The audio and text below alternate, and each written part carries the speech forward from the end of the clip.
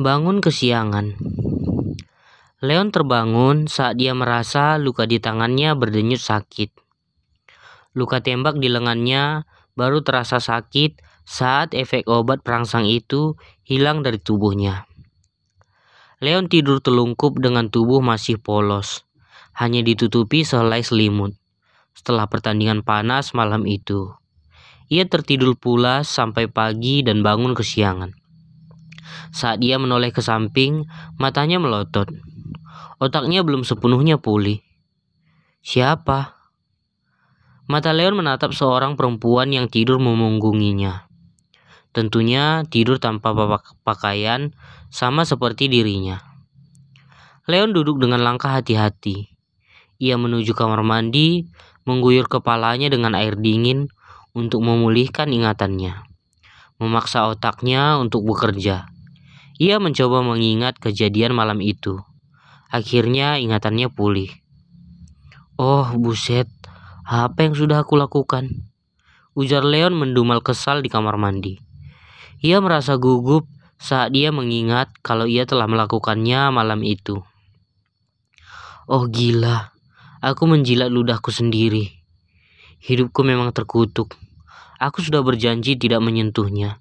Tetapi tadi malam, justru aku yang mengemis.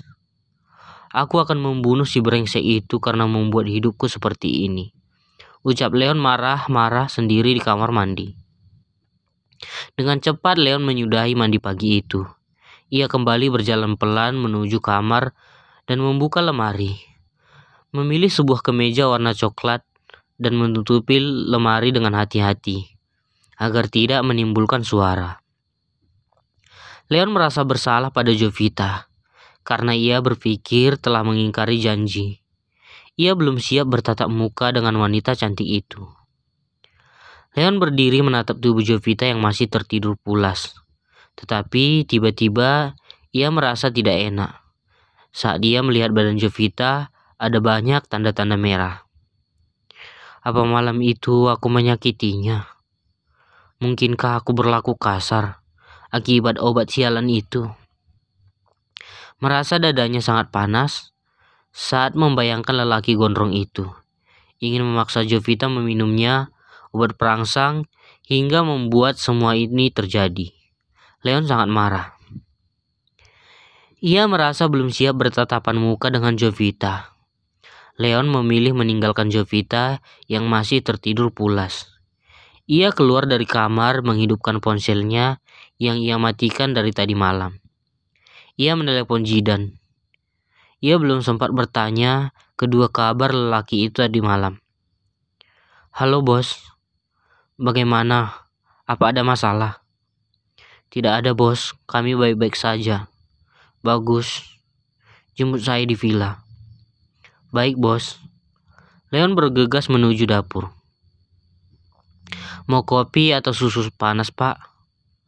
Wanita yang bekerja di bagian di dapur villa tersebut berdiri di depan Leon dengan sangat hormat. Kopi saja. Baik pak. Wanita bertubuh tambun itu menyeduh segelas kopi full cream kesukaan Leon dan roti bakar. Lalu membawanya ke meja di tepi kolam. Wanita itu tahu kebiasaan Leon. Karena Leon dan ketiga wanita dayang-dayangnya sering datang berlibur untuk menikmati udara segar di daerah puncak. Setelah selesai sarapan, Leon berpesan pada wanita itu lagi. Bi, nanti kalau Nonhara belum bangun, kira-kira 1 jam lagi bangunkan saja.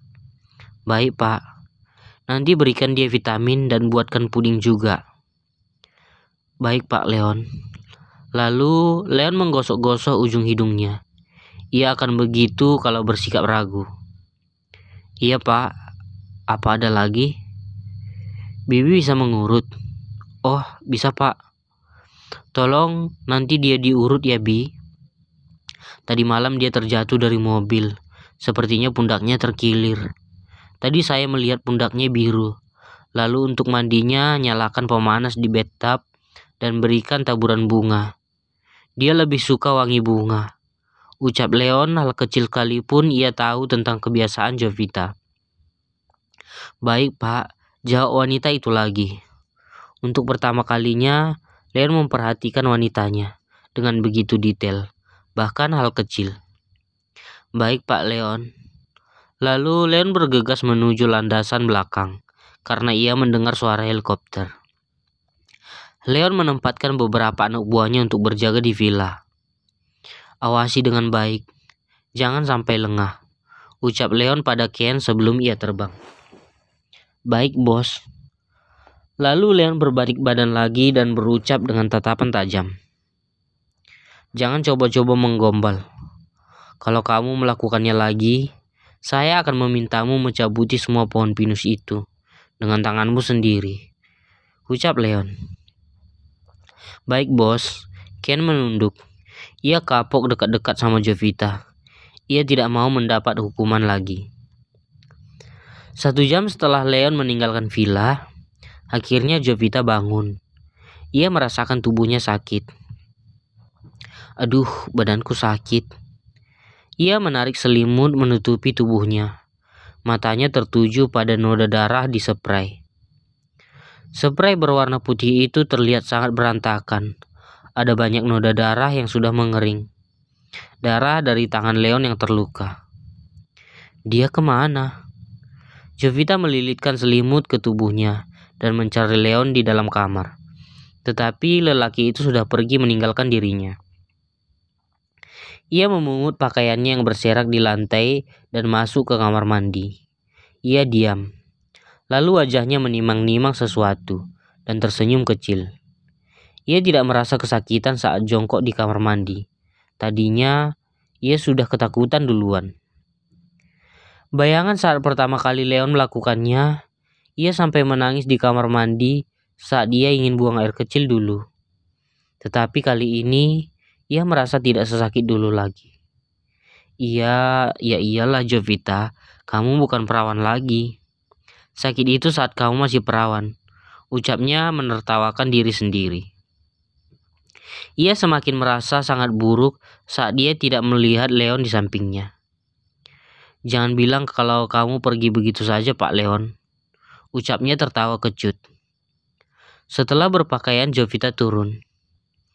Non sudah bangun. Tadi Bibik naik, Non masih tidur. Pak Leon berpesan untuk membangunkan Non ke atas. Ujar wanita itu menatap Jovita dari atas sampai ke bawah. Ini pertama kalinya melihat Jovita. Kenapa Pak Leon sangat peduli padanya? Apakah dia mencintai wanita cantik ini? Wanita itu membatin. Pak Leon kemana Bu? Oh dia sudah pulang ke Jakarta Non tadi pagi saat Non Hara masih tidur. Oh baik Bu, ucap Jovita dengan sopan dan ramah. Seketika wajah Jovita langsung berubah. Non sangat cantik ternyata. Saya baru pertama kali melihat Non. Kalau wanita-wanita Pak Leon yang lain, saya sudah mengenal semua. Ucap wanita itu sengaja atau tidak sengaja, hal itu membuat Jovita langsung merasa rendah. Saya bukan salah satu wanita-wanita Pak Leon Bu, ucap Jovita tersinggung. Seketika raut wajah Jovita langsung berubah muram. Saat asisten rumah tangga itu berpikir kalau Jovita salah satu dayang-dayang pemuas ranjang Leon. Maaf Non, Bibi tidak bermaksud seperti itu, ucapnya gugup. Tetapi Jovita sudah terlanjur tersinggung dengan tatapan dan ucapannya. Jovita meninggalkan wanita itu, masih berdiri dengan wajah bersalah. Jovita masuk kembali ke dalam kamar. Ia duduk di dekat jendela, menatap jauh dengan tatapan kosong. Aku tahu, tubuhku tidak ada artinya bagimu.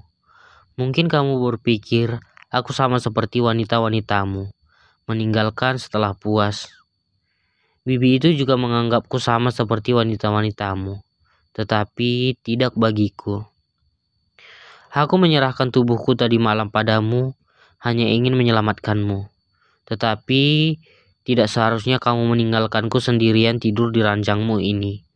Ular naga, ucap Jovita merasa geram.